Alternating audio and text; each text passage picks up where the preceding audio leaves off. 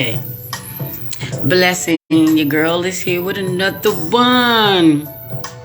And the only reason why, and I thought it was going to be longer, but I'm only a little bit late because I actually just got something else that I have to cover. And lucky it was a quick thing so that I can go over it. So I'll probably have to do this video, cut it, do another video. Maybe even 3 because I want to make them short. Let's get into it. I did put the commercial trail somewhere up there, so if you guys see that, you know what the topic is about. Otherwise, you can always see the commercial trail. I know it's Christmas Eve. Happy whatever to you guys. And but why not? Why not? I did all my things that I had to do already. I cooked. It is fabulous.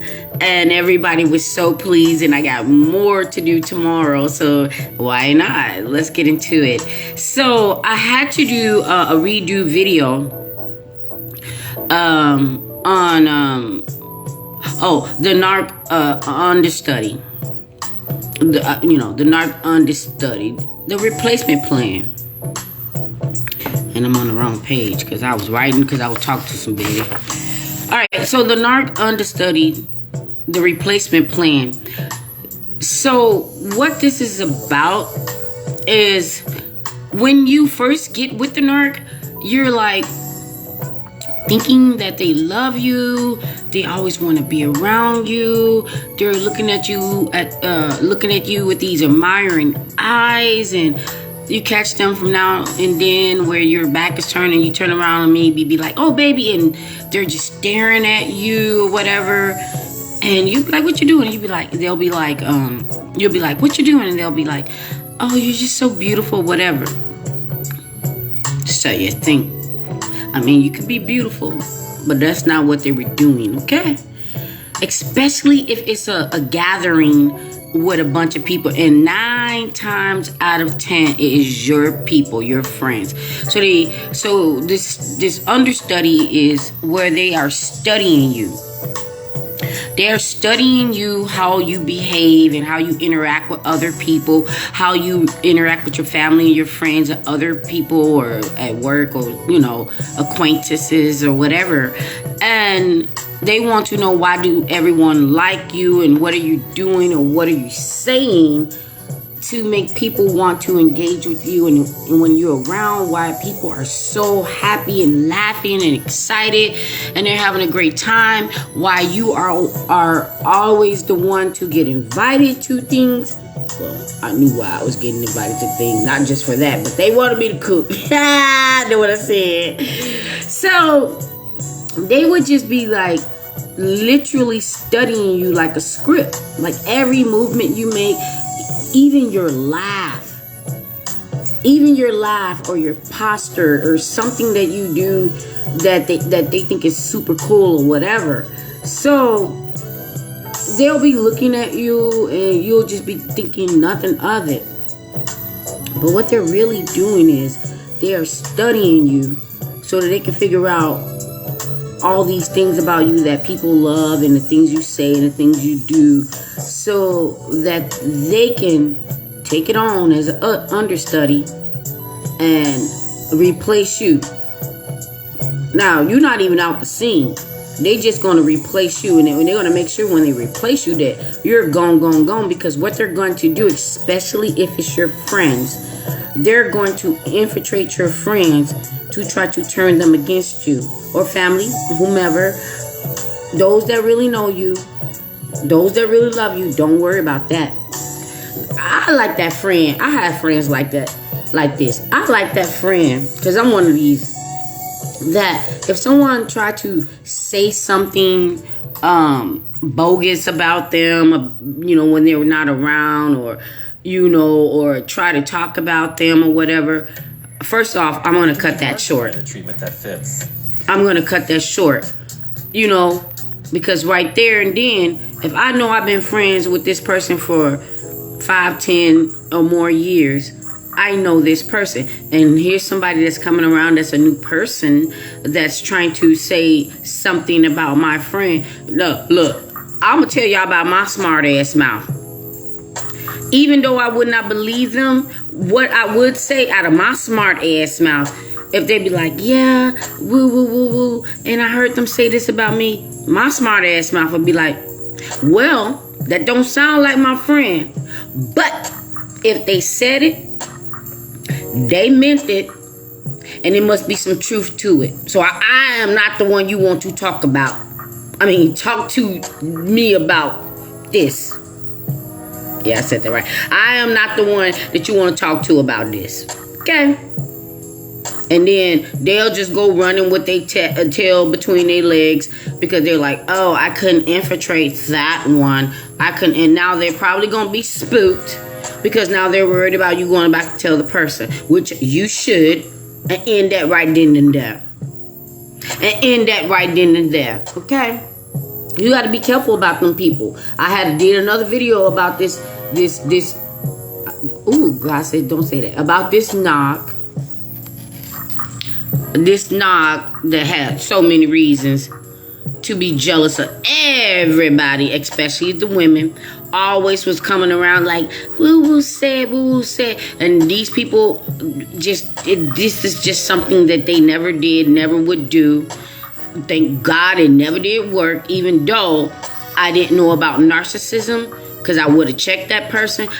I just, disregarded it, didn't address it, moved on. Okay, so that's what they would do. They're trying to study everything about you and then go, smear your name, spread rumors about you so that whomever they can get oh my gosh, flip it and reverse it. When I mess up, flip it and reverse it. Whomever that they can get to betray you and get on their side was never a friend of yours. And also they want something from that person. Because a narc will offer anything for you to be on their side. Okay? They sure will. They will offer anything for you to be on their side. And even if you are a person that you like the person that they're talking about, but if they offering, you might go with that. And you might not even betray your friend, but because you went over there and did that, the relationship is over because the friend is never going to trust you. So once the ish hit the fan and all the stuff come out to the light, you're going to have some people go over there and some people stick with you, which is so hard. I hate that part because you have to filter through who you can trust, who they didn't already taint. And the thing is, if the people that they did not taint, you will know. You will know because they would definitely come to you. The ones that you're not so sure about, as long as they're not saying anything to you, keep it moving. But the ones that come back and be like trying to like contact you, them the ones to watch out for. I remember being, with a group setting and it was all my friends. Because narcs never have friends. They always get into your circle of friends. They never have friends. You'll be thinking that they have friends because when you meet them, you guys are always out and about, or they're inviting you to something where something is going on. But if you were just one-on-one with them, when you're with them, you're going to realize that they boring as hell. They got nothing going on except for the evil that they're plotting and the supplies that they're looking for or whatever it is that they're doing. That's what they do. That's what entertains them. But they boring as hell.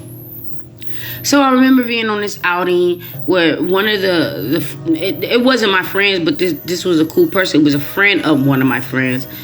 And the friend was like, wow, that person must really love you. You should see the way this person is staring at you. And I'm just we're doing because we're all having fun and we're turning up and we're having a good time. So I'm not paying attention to the narc.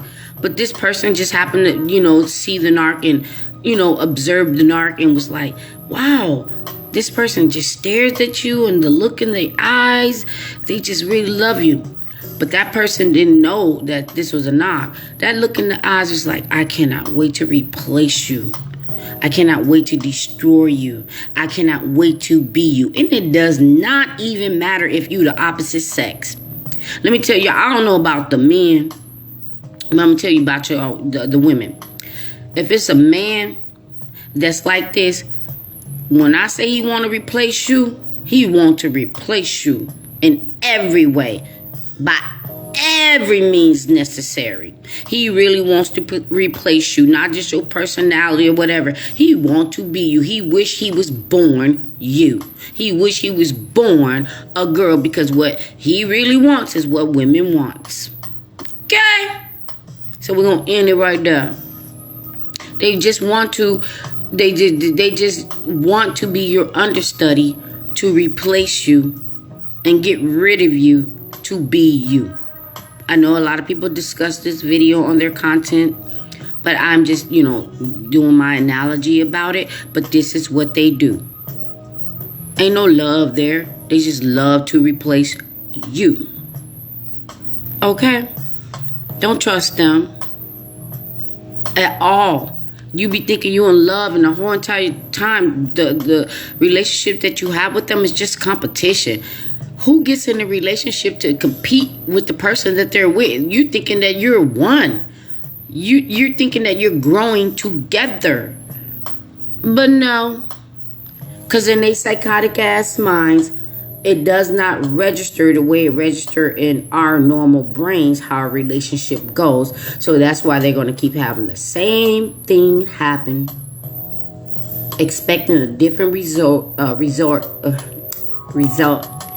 And they're just hoping that, the next person just don't get it. It's just like, if you're driving a car but you keep running into things, you keep running into walls, you keep running in and you don't stay on the road, but you keep on doing it and you keep on doing it, expecting a different result when you don't know how to drive. They don't know how to have relationships. They don't even know how to live. They don't live. They have a lifestyle. Narcs do not live. They have a lifestyle. And that is exactly what it is. When they get up every day, they're not getting up every day to live. They're getting up every day to accommodate their lifestyle. And they don't give a damn who it hurts, what they got to do, and what they're going to suffer doing it. They don't care about the karma. They don't care if they're going to hell, heaven, or wherever people think about. But it is only one of the two to me.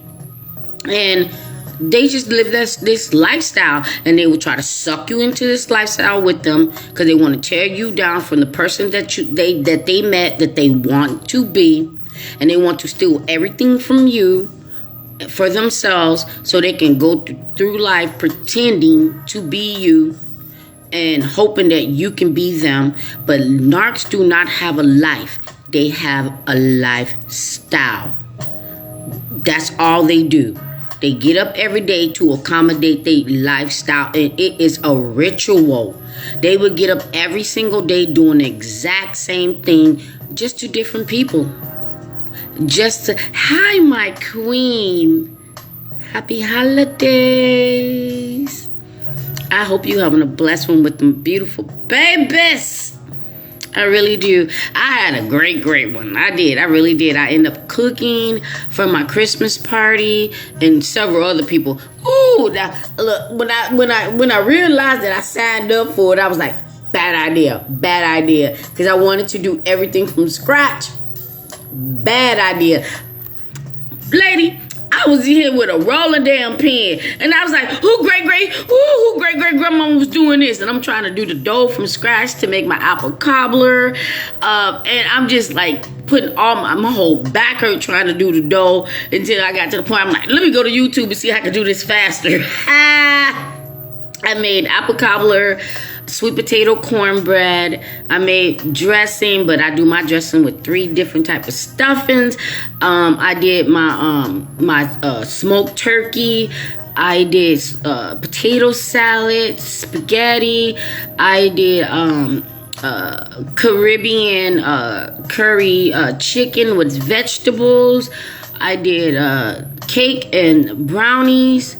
And I think I'm forgetting something, but I did all that stuff. So I was supposed to be starting all that stuff yesterday. No, what's today? Saturday. So I was supposed to start the sweets on Thursday. Bad idea. Didn't do that. So I had to take the whole day of Friday. By the time I finished realizing that, okay, I could just put the turkey in the oven on whatever degrees and go my ass to sleep, the sun was coming up.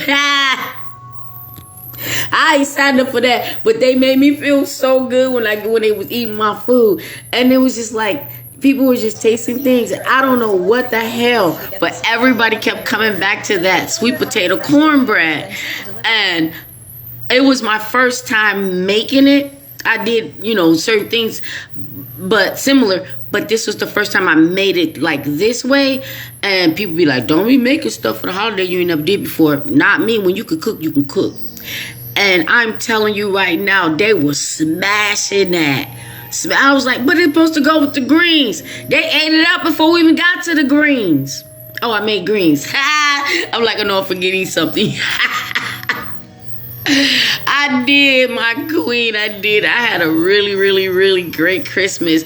And it was amazing because I felt so appreciated. And from what we've been through, holidays, you are never appreciated for it or anything, and it's always going to end in a terrible way. I remember, the narc couldn't cook, but the narc could follow recipes. So every time it came for a holiday, it was always a competition in the damn kitchen, trying to finish before I did. And I ain't even gonna go there. God say shut up, because I've been like, look, my culture does this. My culture does this. Don't nobody want. So look, I'm gonna shut up on that. Let me read what you're saying. Oh, thank you. I'm happy for you because I know you turned up. I wish I had some of your food. What you make, some Jamaican dishes? I did the curry, and it was really good. I wanted to jerk my turkey, but when I realized I was gonna be playing with that dough all day, I was like, bad idea. And everybody was so shocked. And then I got to the point where everybody was eating, and one of the managers was like, what do you like? And I was like, honestly. She was like, what do you like as a gift? I'm like, honestly. She's like, I said, anything that does cooking. I was like, I have a lot of things that I cook with, but it's other equipment that I want that can make cooking a little bit easier. And she just could not believe it. She was like, what else you like? And I'm like, okay, my second passion, you can't help me because I love to be on stage. So named a few things that I told her that I like in the kitchen. I left my Instant Pot with my kids. So I'm like, I need another Instant Pot or whatever. So I don't know what she's going to do. But I told her the truth. And nobody believed me. So some of them was talking to me. They was like, well, what else do you do? Whatever. So I had them go to my cooking page too. Like, give me a review on my cooking page. But when I started telling them, they were just looking at me and everybody's mouth was dropping. I was like, what did I say? And they was like, you do that? And I was like, I am just quiet. I'm kept to myself. I'm very humble. I don't really talk about anything about myself. I'm food, okay. But I don't really say anything. They were really, really shocked. And it made me feel good because it made me remember the things that I'm capable of that a narc will always try to take away from you. Not saying that the narc tried to take these things away from me. Some of these things the narc tried to steal, but I got to do another video when I tell y'all what the narc tried to steal from me, and it went womp, womp, womp. What you say, babe? Oh, really? I'm not going to ask you to say that on the live. But you know what? Wherever you guys are, or wherever you guys are going, I hope you have a fabulous time. I hope it's somewhere warm. It is cold as hell right now. How in the hell I'm in the sunshine state? I got the heat on. I got my sweater on, and I shouldn't even have my sweater on. It is cold as hell right now. And everybody be thinking like, well, how dare you? I wish you was... It feels the same. Okay, you cold, I'm cold. I don't give a damn what your temperature is. You cold, I'm cold. I have to bring my plants in the house. I would show y'all with the camera flip. I had to bring half the damn garden into the damn house. That's how cold it is. Just code. So I'm glad you came in when I was about to end this video, so I can get to the other topics. Perfect timing, magnifique. For you guys that I gave a to-go plate, manja. Because the look on their faces when they were eating my food, and when I was like, do you want me to make you something to go? And they was like, would you? I'm like, sure. I had one person say, I got to go home and still make Christmas dinner. And I don't feel like it. And I was like, do you want me to make? And they was like, this is Christmas dinner. I'll take anything, I'll take all the leftovers or whatever. I was like, no, I got you better than that. And I was like, so I just made your Christmas dinner. I was like, don't you get that baby that sweet potato cornbread unless you want to be up all night. I'm telling you, it was fire. It was just, the one man told me, he was like, you just made me so happy. I mean, I probably heard that before, but the way he said it, he just said, you made me so happy. And that was the best Christmas present I ever had. Thank you, David. He said, you just made me so happy while stuffing sweet potato cornbread in his mouth. And it was every ethnic group. I'm telling you, and they were just like, she cooked. We didn't know she can cook. One person was like, are you married? I'm gonna say this and I'm gonna go. I said, let me do this. I said, no, I'm not married. Thank God I never did. And this person was like, why? I was like, because God said that wasn't the person, and God said I had another plan. So I was like, I mean, I wasn't by myself. And, unfortunately, when COVID came and got locked down, I was with a person that God did not want me with. So when people, let go of the lockdown, I said, I ran out the door. I was like, when the people said, okay, no more lockdown, now especially down here, they was like, no more lockdown. You should see me run out the door like the road runner with my bag, and I was like, underlay, speed up. I was gone.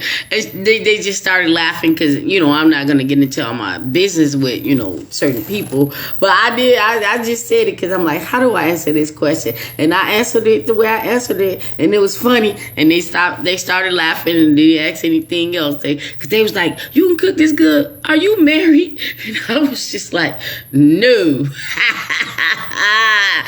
But when that lift got lifted, my ass lifted left. That's what I said.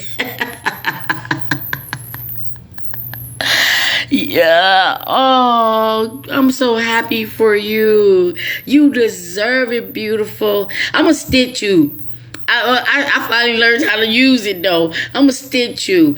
When I finally learned how to use the stitch, I was like, okay, who I'm going to do? I'm going to stitch. I'm going to stitch Vanessa. I'm going to stitch you, baby. Because I was just like, if I'm going to try it for the first time, and if it goes the way I think that it's saying that it goes, I'm going to stitch you. Because I'm going to be like, mm-hmm.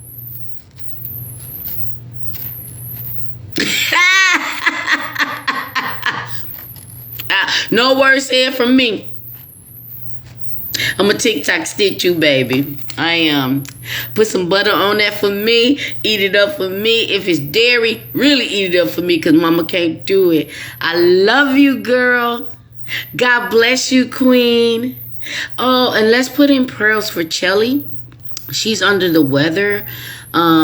She did text me. I text her. But she's not feeling good. So I'm going to put my prayers in there for her tonight before I go to bed. But we should put our prayers in for Chelly because she's not feeling well. A lot of people are not feeling well. I called my cousin today. He wasn't feeling well. I don't know what it is. I guess the only reason why it didn't hit me because school is out right now. And those little snot-nosed rugrats always get me sick. But I'm good. And I thank God for that. But prayers go out to all you guys that's not feeling well. Because I know how that can be. I live with a medical condition. And some days I just don't feel well. It has nothing to do with a cold or anything. And I had to be careful with my own cooking. because I have to watch what I'm putting in it. So some things that I cook, I can't even eat. I put milk and all that stuff in it. But if you're a chef, you know how to cook. You might have to taste it, but sometimes you don't because you know how to cook. Oh, I love being down here with these Hispanics. I love being down here with these Hispanics because I found this new coconut milk. It's not like a coconut milk. It's similar. Shoot, I threw the can away, but it ain't outside. I got to take a picture of it. I used that for my chicken curry. Magnifique. I am just like, because I know they use certain things to make chicken curry that I cannot eat, but I can work with almond milk, coconut milk. But I knew that, like I said, as a chef, I knew that I couldn't use almond milk or whatever, lactose free. It had to be a certain type of milk with that substance, that coconut milk. Killed that chicken curry. I'm talking about, it brought that to it. I don't know if you like it spicy or however you like it. It gave it a little sweet. And if you wanted to add spice to it, you can. But I didn't, because I was cooking for other people, I don't use a lot of spice because people don't like that. But I like spice. Because I'm spicy, baby. I'm spicy. Be blessed. Have a great night. See you guys in the next one. And I'm going to keep it going. And then I'm going to see you guys tomorrow for a quick one. But I had the best Christmas ever. God bless you, Queen. Thank you for supporting me. I always got your back as well. And with that being said, good night. See y'all on the next one. If you can't stay up first of all, let me say this real quick. Some of y'all clown ass grown-ups, not the kids. Y'all gonna be up for the next video waiting for midnight so y'all can open up y'all presents like y'all 6 or 7 years old. Look, I'm one of those too, because I got a present. Yeah, about 28 minutes. I'm about to open. I got all the presents that the kids gave me and all that, and I'm in 28 minutes because I told them I'm not gonna open it until Christmas Day. But at midnight, I'm about to rip. One of the boxes is big too. I can't wait to see what's in it. Look at me. Be blessed.